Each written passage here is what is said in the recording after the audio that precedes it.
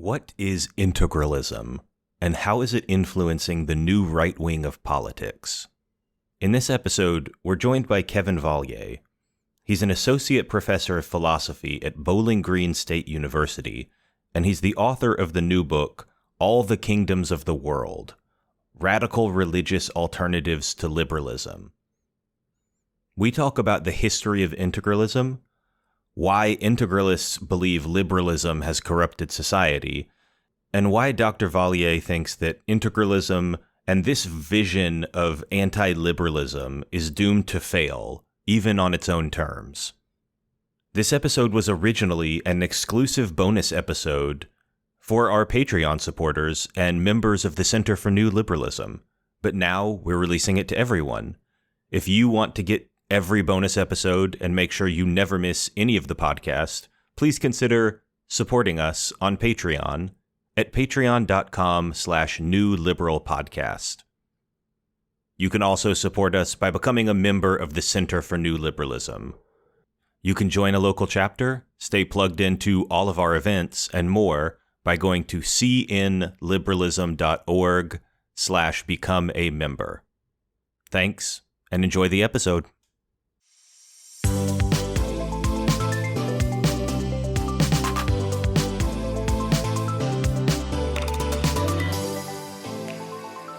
Welcome, everyone, to another episode of the New Liberal Podcast, part of the Center for New Liberalism. I'm your host, Jeremiah Johnson, and joining me today is Kevin Vallier. Kevin, welcome to the show. It's great to be here. It's great to be back on. So, this was really fascinating for me, and I think it's a good experience to read books that focus on people who disagree with you very strongly. You've written a book about primarily about integralism, but that also touches on a couple other what you call kind of religious alternatives to liberalism. And obviously, I am a liberal. This is the New Liberal Podcast. I am a committed liberal in just about every way, whether you want to say the American definition of a liberal or the European definition or like the actual political philosophy definition. I probably fit all of those reasonably well. Yep. And so it was a very interesting experience for me to read a book about, here's some people who just object to the whole thing, and here's, taking their arguments at face value. I'm curious, before we begin, what is that process like for you? Because I know you're also a liberally minded guy in many ways. What is that process like for you to kind of dive into the enemy's camp, so to speak? Yeah, so there's a couple of things. I think the first one is that I'm a Christian, and I'm someone that came to Christianity after I became a classical liberal. And there was a question about whether those two frameworks can be reconciled in some way. And that's something I've been thinking about maybe for about 20 years, ever since one of my teachers, Ed Fazer, left classical liberalism for a kind of integralism.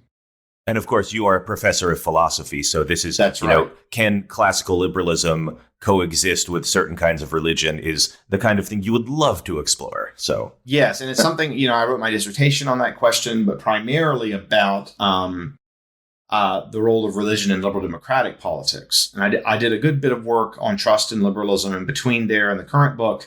But Oxford commissioned a book on integralism because of what a hot topic it was. I got the invitation, and I thought, look, I want to write something on the view that's opposed to mine pretty strongly, but that I found had a certain kind of coherence. It's a little bit like utilitarianism in the sense that you sort of ask, well, what should the state do? And they say promote the good.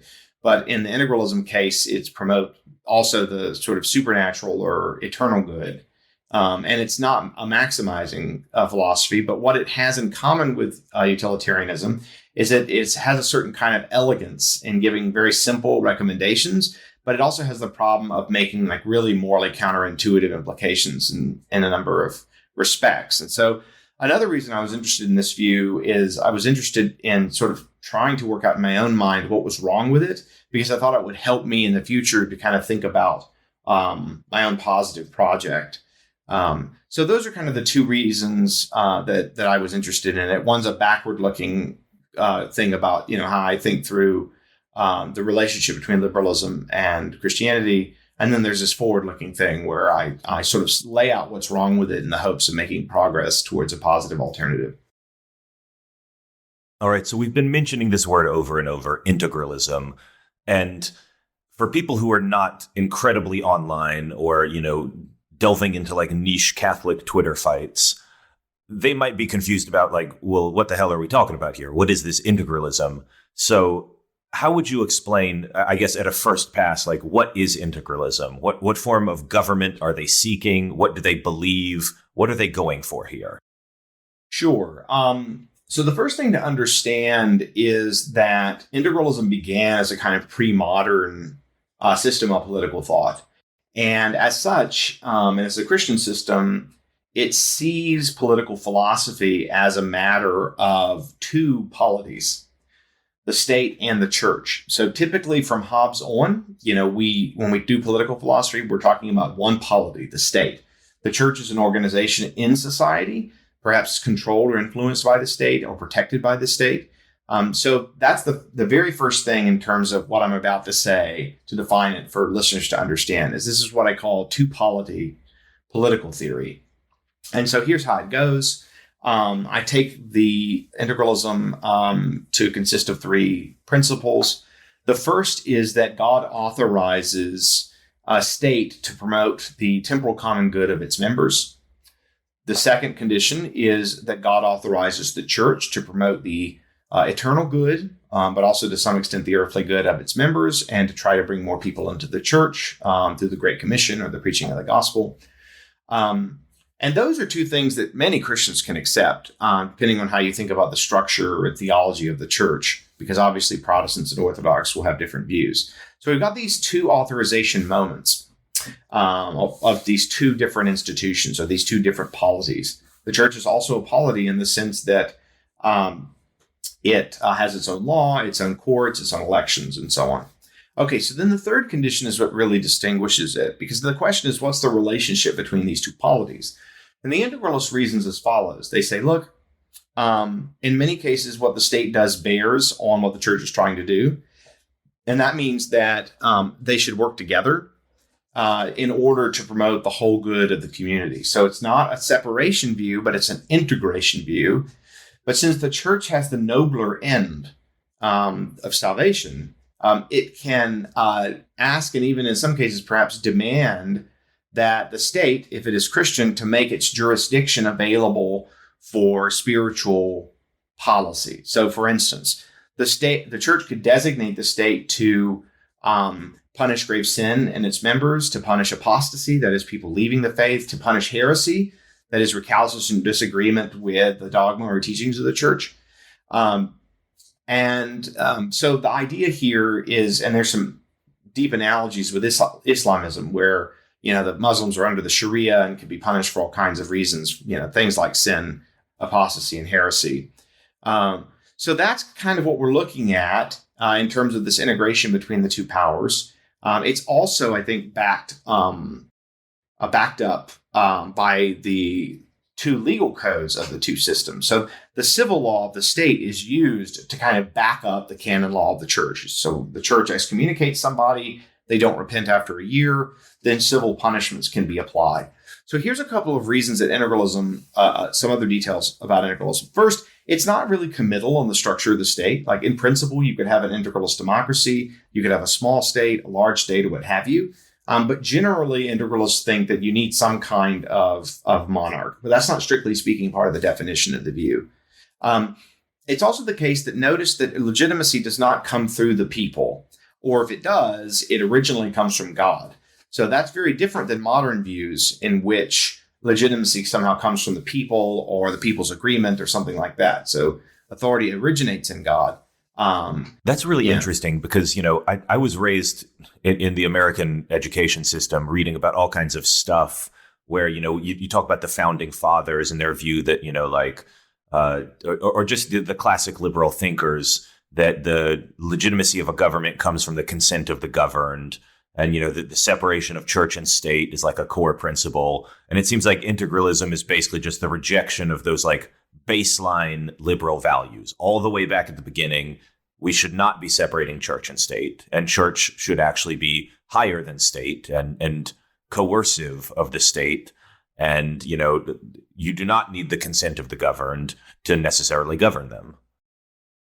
Yes. Now, if you look at the greatest integralist minds, which are located primarily in the 17th century, they say some interesting stuff that like God can designate the people to form a social contract. They can author, so both Francisco Suarez and Cardinal Robert Bellarmine had this view.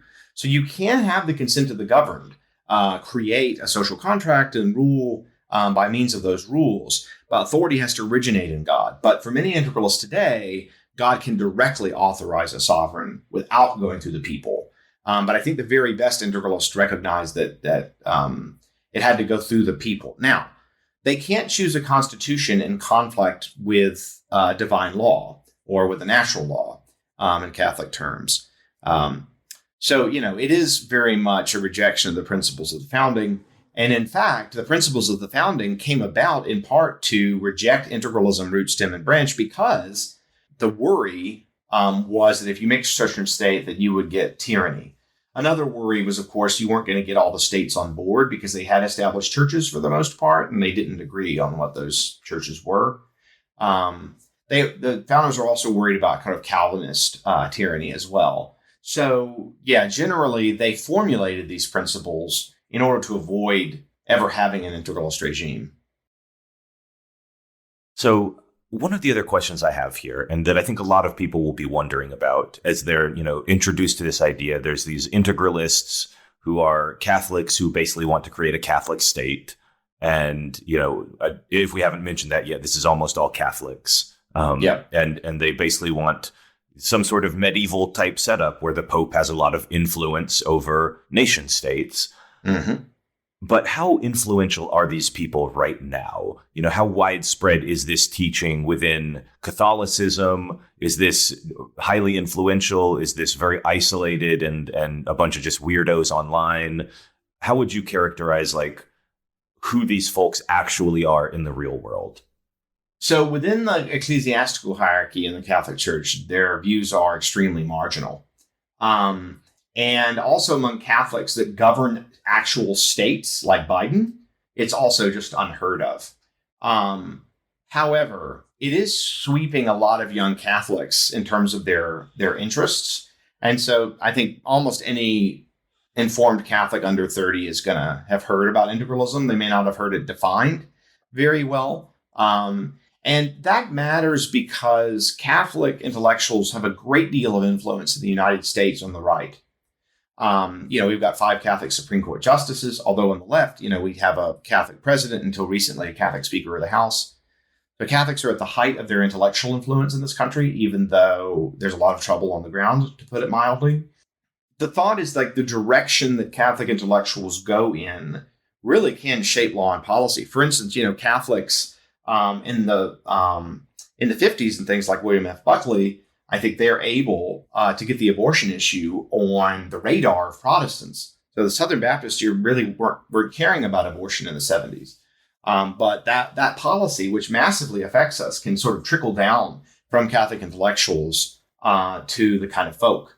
It's also the case that Catholicism at various points in American history has influenced parts of the left because it's given a kind of Catholic rationale for various progressive economic policies. So the main influencers here are people like Adrian Vermeule, who is a professor of law at Harvard. But it's also the case that the American integralists have been spending a lot of time trying to normalize the tactics of Viktor Orban in Hungary as picking the right sort of political strategy to use the state to fight the culture war. And so they built a lot of connections with the Hungarian government so closely that one of the main integralists, Gladden Pappin, Orban has hired to be the new president of the Hungarian Institute of Foreign Affairs. So he's basically a professional ideologue on Orban's behalf, and they bring students over and so on. And there's other guys like I think Rod Dreher has has actually moved to Hungary, or did for a while, right? Yes, although Dreyer's Eastern Orthodox, and he's also mixed it up with the, so to speak, with the Integralist in the past. So strictly speaking, he's not a Catholic integralist for sure, but he's not even exactly an Orthodox integralist because he doesn't often state so much what his positive view is. As far as other intellectuals, I mean, Sohrab Ahmari is an integralist, and Pat Deneen seems like he's basically in the integralist camp, but I think that's a big change over the last 5 years or so. So we've got this camp of people, and they've got some kind of influential commentators on the right, we'll say, that these views are not yet common, but they're perhaps gaining prominence. One of the things that I wonder is, how does this interact with other philosophies on kind of the new right, or the alt-right, or the extreme right, or however you'd like to say it, but kind of non-traditional conservative right-leaning politics? Because you have, kind of your very, just to be blunt, like very racist, bigoted new right. You have kind of your anarcho-capitalists. You have the alt-right. You have kind of the new nationalists with the Israeli guy Yoram Hazony. Yeah, and there's all these kind of like weird little movements being popped up in the wake of Donald Trump's election, where everybody realized, oh, we don't need the traditional conservatives anymore. We can formulate our own version of what a right politics looks like. How does integralism mesh with all of this? So with traditional conservatism, with the new nationalism, with the weird alt-right kids who just want to be racist? Like, is there like a melding and a mixing of views here, or are they pretty distinct things? They're pretty distinct things. So, integralism was a thing, really, it got kind of kicked off the ground again in the late 2000s. And it was already pretty well formulated as a doctrine, but it was extremely marginal when Trump was elected. But many of the integralists were pretty shrewd in terms of starting to gain influence, particularly through Twitter and various blogs and so on, and private chats, discords and stuff like that. They would able to spread their message. There are a lot of other new right factions, and integralism is distinctive in that it is the most sort of quote unquote theocratic of these ideals. It's not theocracy because the clerics don't rule everything, but it's broadly theocratic in the sense that clerics do rule in some areas of state policy. It also has a remarkable intellectual lineage, including, I would argue, although I get in trouble for this, Thomas Aquinas, so the greatest Catholic theologian ever. And it's also, integralism has been taken seriously as a political theology in the Catholic Church from about the 11th century down to the early 20th. So its intellectual sort of heft is there in a way that it isn't for the other folks on the right. And that is what allows it to be, I think, influential among Catholics, because they just have better arguments and they have a better, more respectable lineage. However, despite all this, they managed to make enemies very easily. And they wanted to be influential in the new nationalist right, but they're not really nationalists. So Vermeulen has said that he wants a sort of union of Catholic nations. He's not a nationalist. He's also said that he wants open immigration for Catholics, just not for others. And since he's not a nationalist, he wasn't really invited to the NatCons, and his friends and so on who were at the originals, I think, ultimately got kind of offended by that and tried to kind of do their own thing. So there has been a kind of split between a lot of the new nationalists and the integralists. There's some interaction, but there's also some antagonism. As far as the kind of racist groups, those two groups kind of steer clear of each other about as much as they could.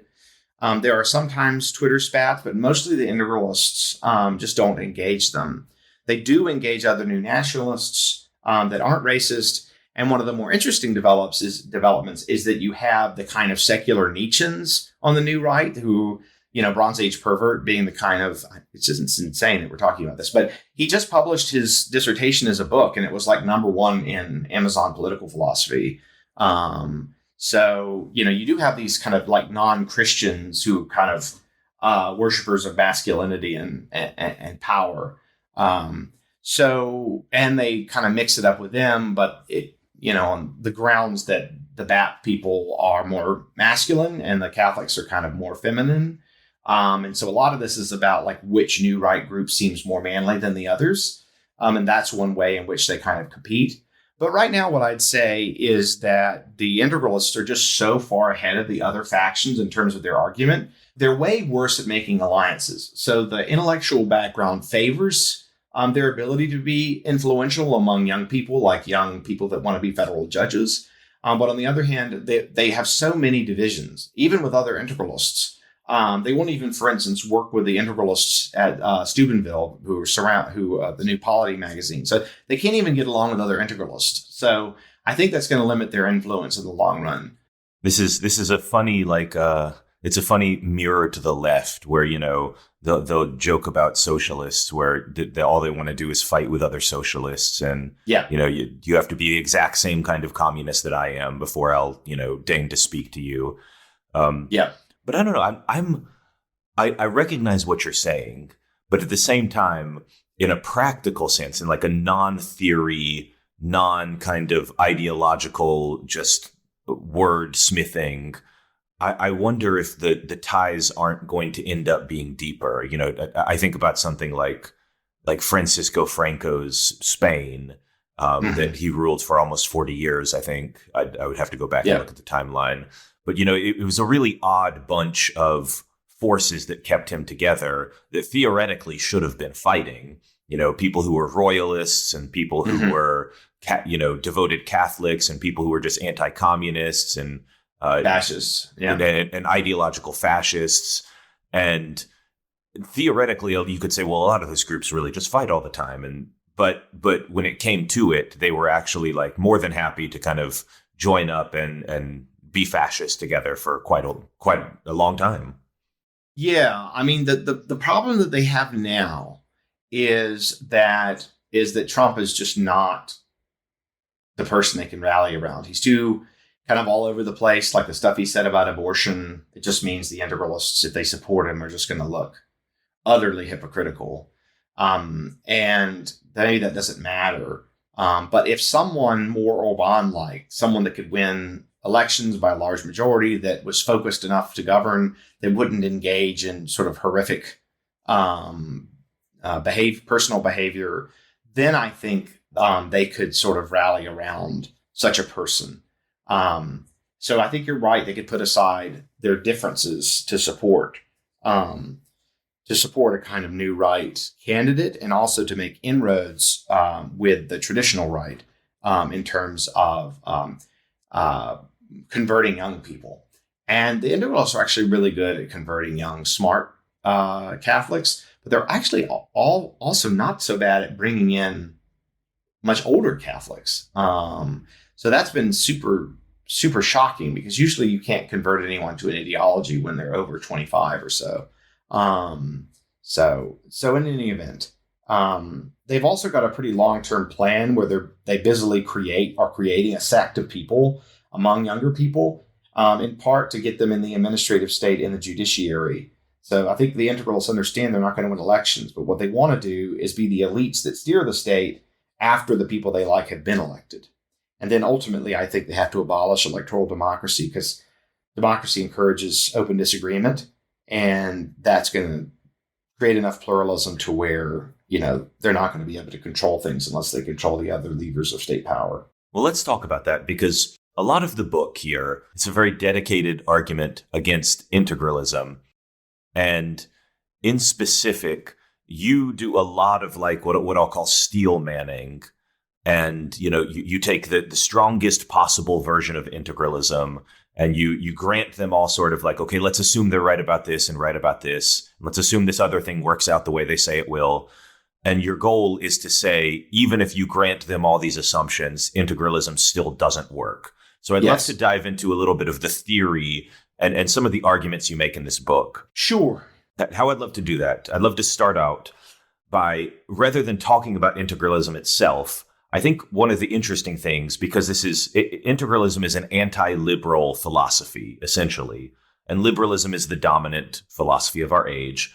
So I think it's useful to start with talking about liberalism and like, what are the questions that liberalism answers? Like, why did liberalism arise 300 years ago or whenever it arose? What problems was liberalism solving in terms of the state and society? And why does liberalism seem to be so good at solving them? And then we can talk about what integralists would say to those problems. Yeah, I mean, that's a very complex question because it depends on how you think about the causal influence of ideologies. When I think of liberalism and its various incarnations, is that it arises and organizes in response to the use of arbitrary political power, or what's seen as arbitrary and political power. So first, you have the attempts to rein in absolute monarchs and to limit the core powers of the church in politics, particularly the Catholic Church. So you see this, very clearly with Locke, in the 17th century.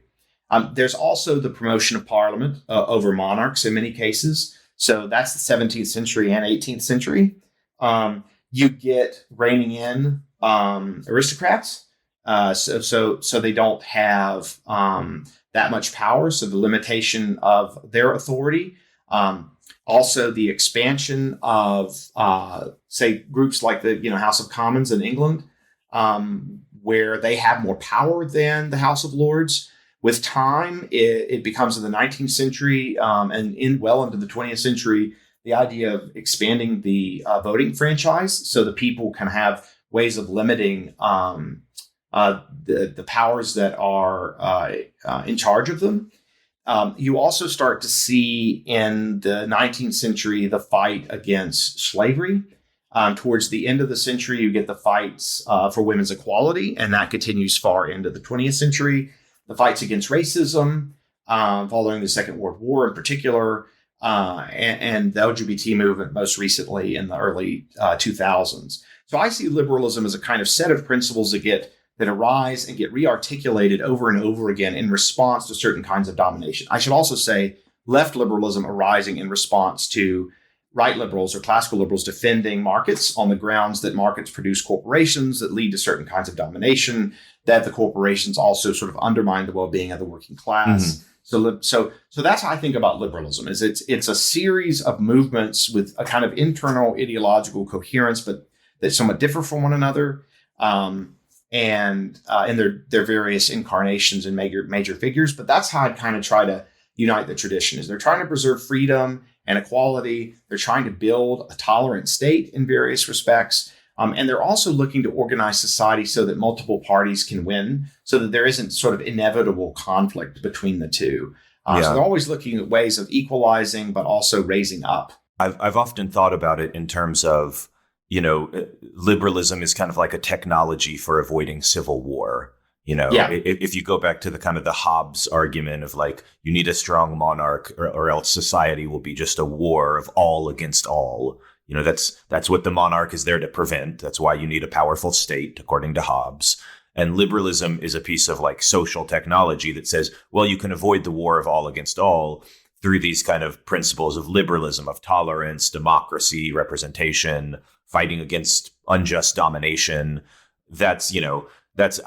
I see that as like, that's what liberalism was created to solve, this series of problems where in Europe, we were having religious near genocidal wars every 10 years. And how do we stop doing that to each other?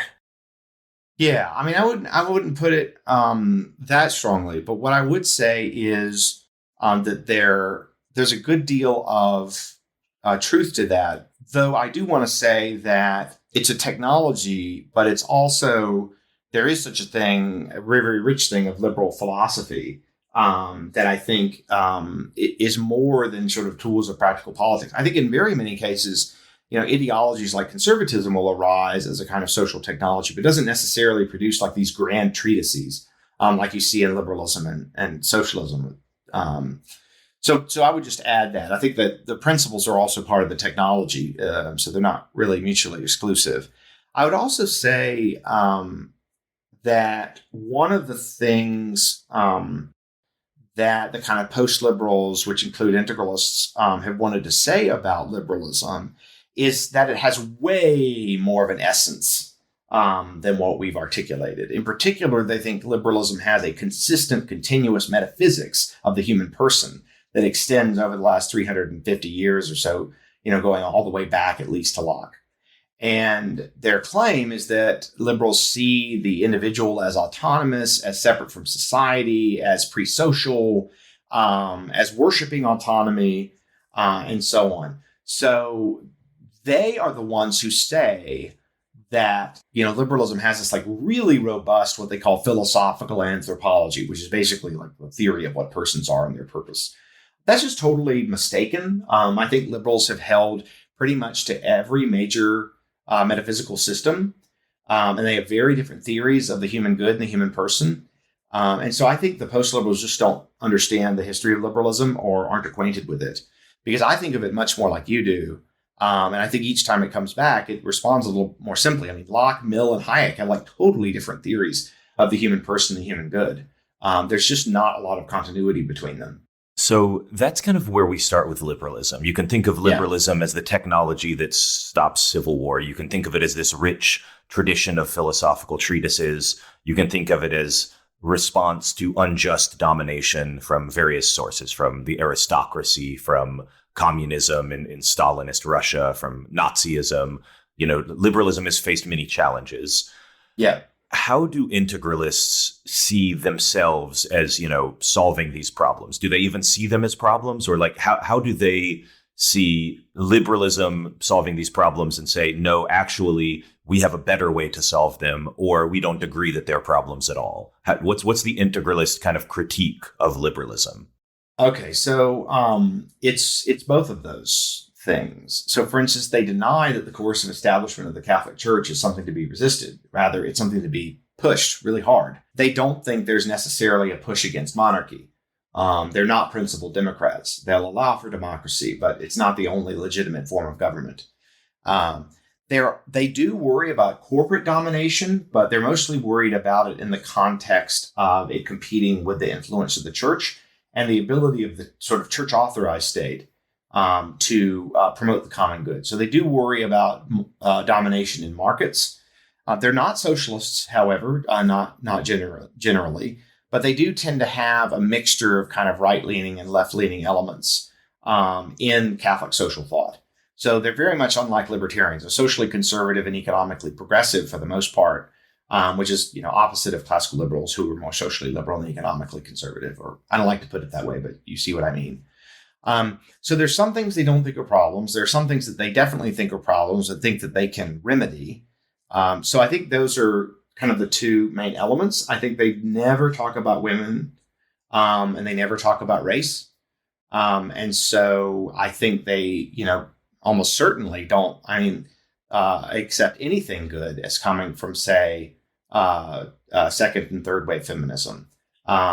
First wave feminism in terms of property rights for women and things like that, the right to divorce, I think they'd even be pretty skeptical there.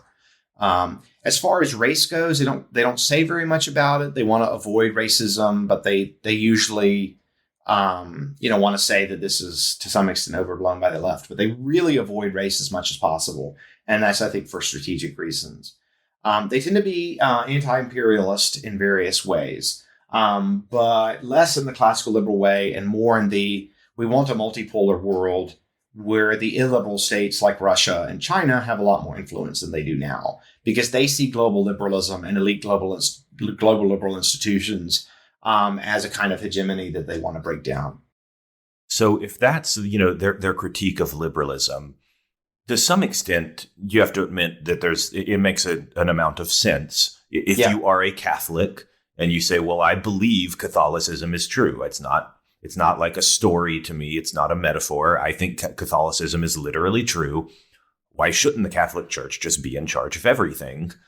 I have this belief that, the Pope is literally the head of the church and has a special connection to, I'm going to misstate Catholic theology, but obviously a special role in kind of, he can speak with the authority of Saint Peter, whatever, from the throne of Peter. He's the victor of Christ. He holds Peter's see or position.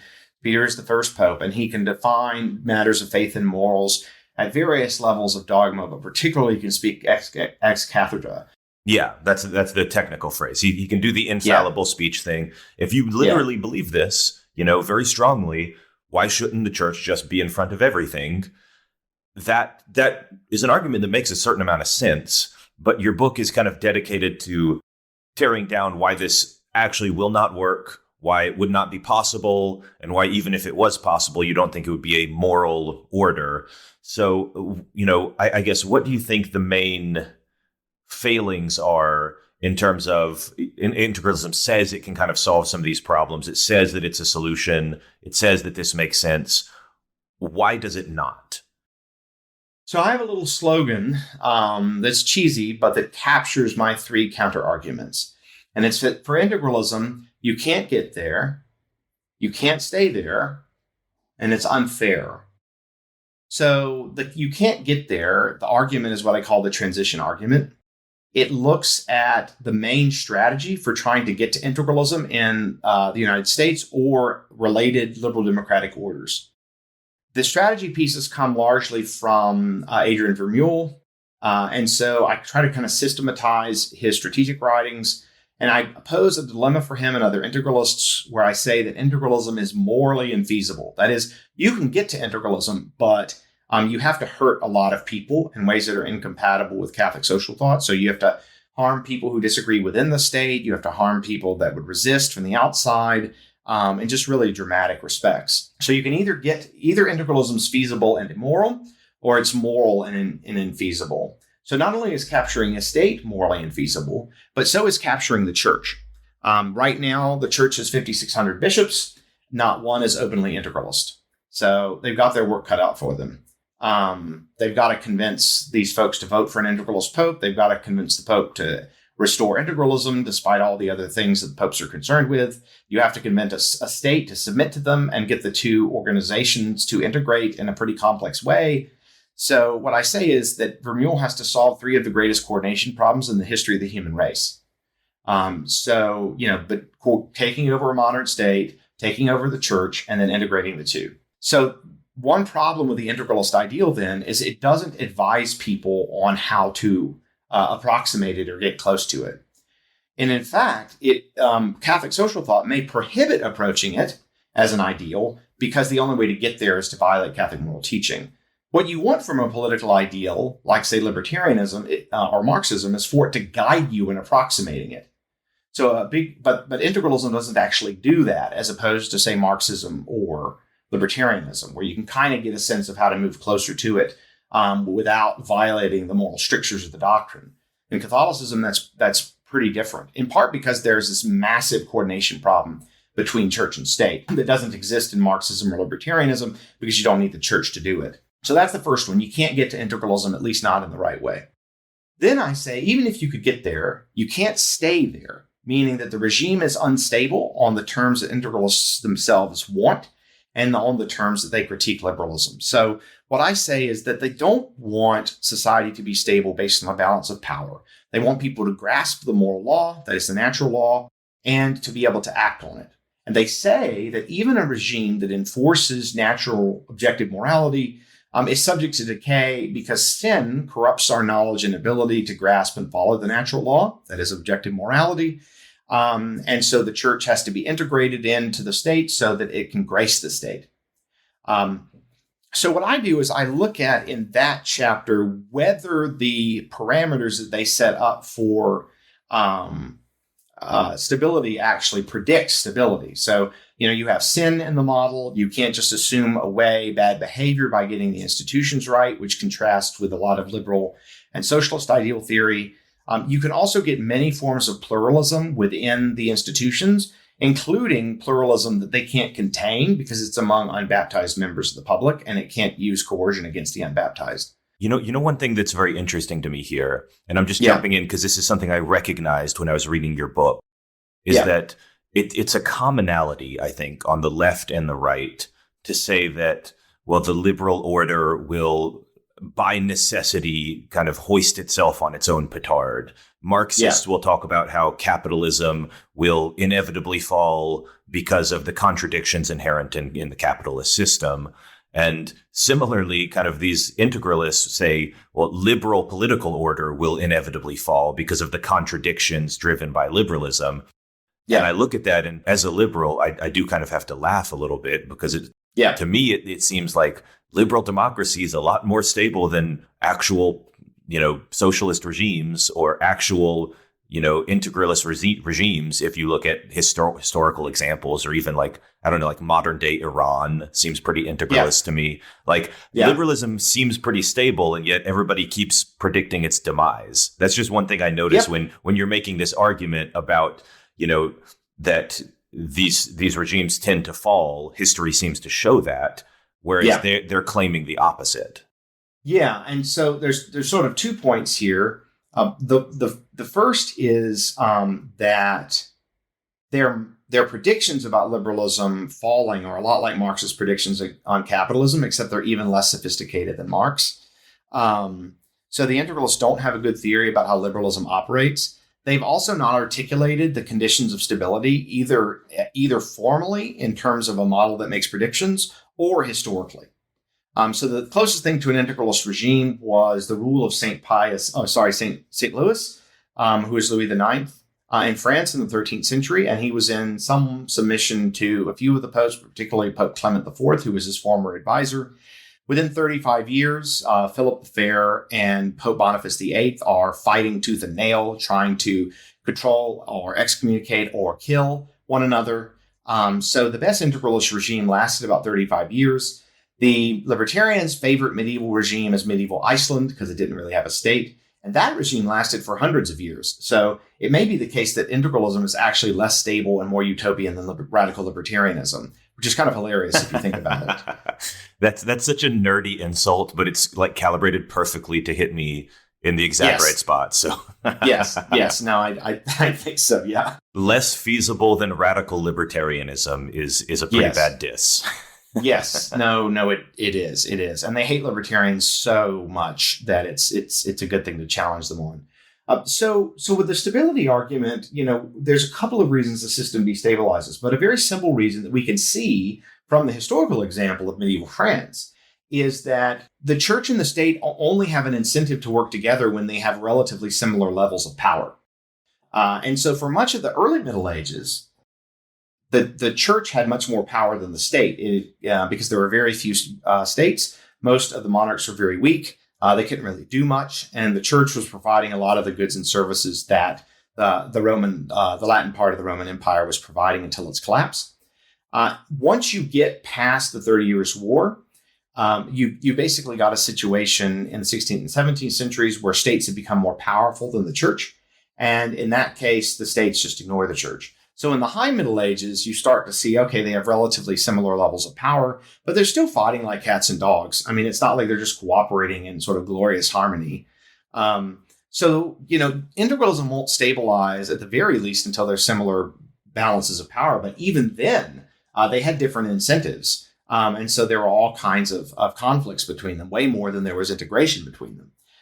So in general, they're just, they don't get along when they have equal power. They don't get along when they have unequal power. So there you go. And do you think this is just kind of the nature of a system that legitimizes itself in two ways? Because, a modern liberal democracy will just say, well, the state is the only legitimate source of power and violence. And to do some first approximation, that's true. And we're the ones with all the power. Whereas the integralist says, well, the state has power and the church should have power, and they should just cooperate in some manner via the grace of God. And there's a little bit of I see a lot of hand waving here. Are you familiar with the underpants gnomes theory of how to get things done? Step one, we have two powers. Step two, ? Step three, eternal paradise society. It's kind of the Yeah. I mean, the American integralists are even less specific than the more sophisticated and respectable British integralists who are about a decade ahead of them. And the British integralists aren't even really interested in approximating integralism. They just want the church to recover its historical teachings because they think that will lead to revival. So what I do to try to answer both teams is to say, look, this isn't even a good ideal to have in principle And that's because even when you give them incredibly favorable conditions, the regime isn't stable. So there's no reason to even try to approximate it because you couldn't stay there once you got to it. So that's kind of the stability argument. So again, you can't get there. That's the transition argument. You can't stay there. That's the stability argument. Now, the last one is it's unfair. And this is pretty interesting because if you allow the integralist state to behave in the way that states do, the problem was that it treated non-members, that is non-Catholics, unfairly because they had fewer political rights and liberties. But if you stick to integralism at its best, there's actually the reverse problem, which you see in a lot of Islamic regimes, is that they treat members worse than non-members in certain respects. Because if you're Muslim and you're under the Sharia and you apostatize, you could be executed.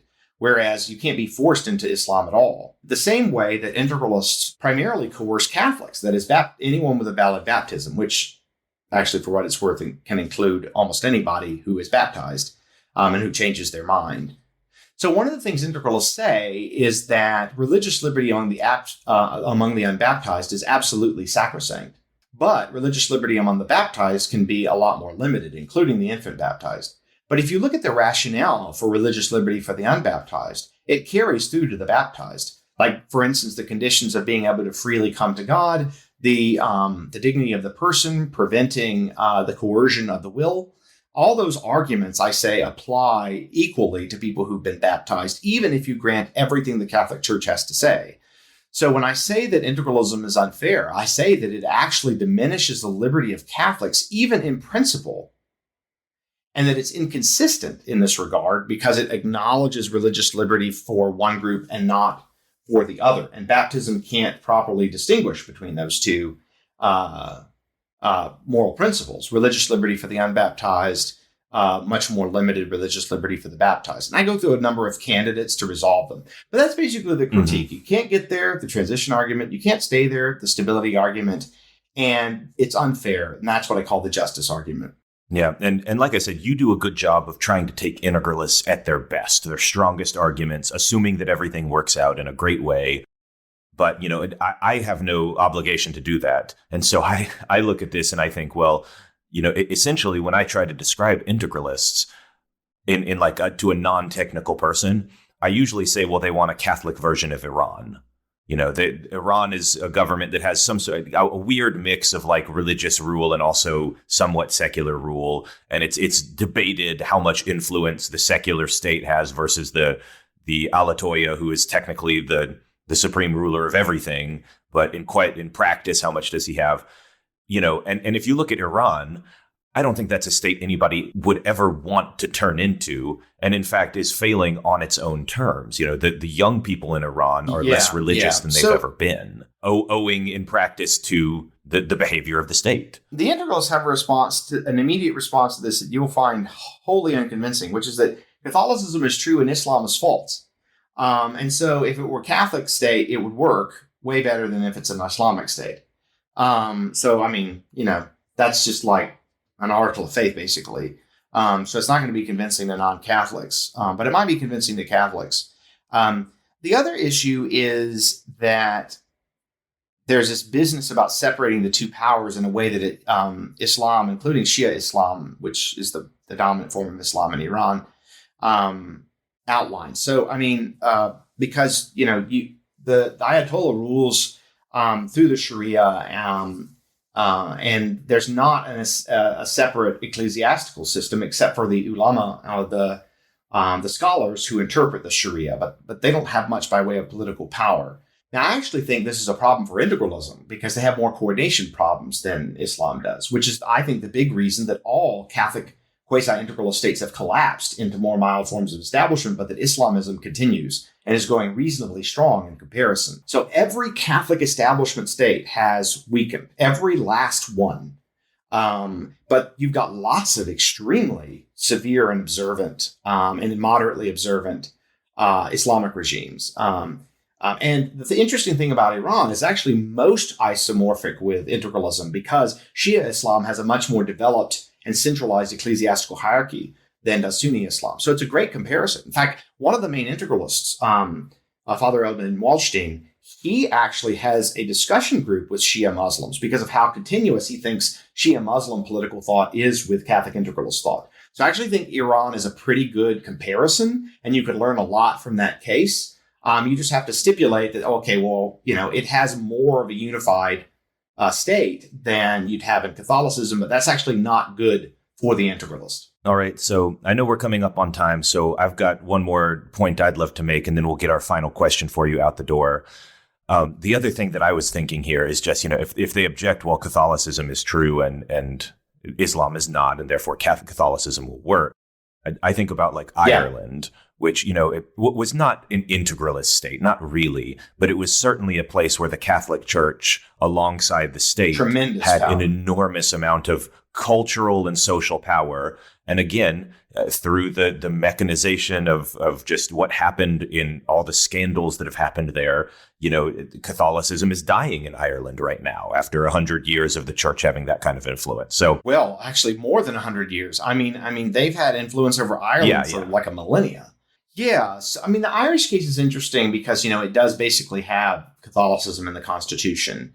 The interesting question is why it collapsed. And of course, the integralists will blame the influence of liberalism because that's what they always do. But actually, a lot of the collapse of Catholicism was owing to its own internal corruption in Ireland. And you make a point in the book that it's very problematic for the integralists that corruption is almost always higher in Catholic Europe than it is in Protestant Europe. That's a very awkward point. Yeah, no, it's very important. There's a bunch of reasons for that. One of the reasons has to do with family structure, and another one has to do with freedom of conscience. But yeah, if you just look at the way the Vatican functions, like today, it's a mess. Many integralists think that Francis is a heretic on marriage. And the Vatican hierarchy has all kinds of scandals, not just financial, but sexual. And so they can't even get things under mild control in the Vatican. That does not look very good for them in terms of the real world. So, and it's such a small group of people. Like, you think they could manage like a square mile or whatever it is, but they can't even pull that off. So, yeah, in the real world, this is a total disaster. But I wanted to, how sometimes people say about Marxism that we want to look at Marxism. It's good in theory, but bad in practice.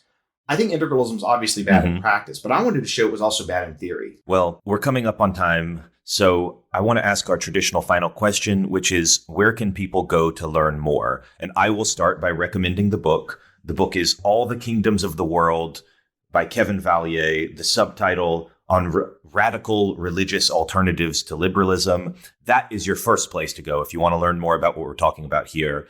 But other than your own book, which I'm happy to recommend, is there anything else you would recommend for people who are interested in learning more about what we're talking about? Yeah. So there is a book. My book you could find at my address, kevinvallier.com. It'll take you to like Oxford's discounted page. You can get it for $21. You can get the Kindle from Amazon for $18 and $26 for Amazon Prime right now. So it's pretty accessible for a work of this kind. But there's also a book by integralists themselves, but that wasn't very popular among integralists, which is a book called Integralism, a Manual of Political Philosophy. And the nice thing about that book is that it has like every single source that you could want to read historically in the bibliography. I don't address every single thing that can be addressed because I'm not trying to defend integralism in every respect.